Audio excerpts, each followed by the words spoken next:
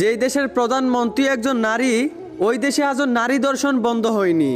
যেই দেশে হিন্দুর চেয়ে মুসলমানের সংখ্যা বেশি, ওই দেশে পর্দাশীল চেয়ে বেপর্দা নারী বেশি।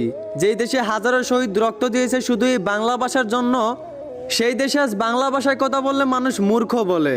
এই দেশে সুৎকুর ঘুষখোর থাকে পাঁচতলায়, আর সঠিক পথে চলনেওয়ালা মানুষ থাকে জেলখানায়। এই দেশে যারা অন্যায় করে তাদের বিচার হয় না, যারা অন্যায়ের বিরুদ্ধে কথা বলে তাদের বিচার হয়।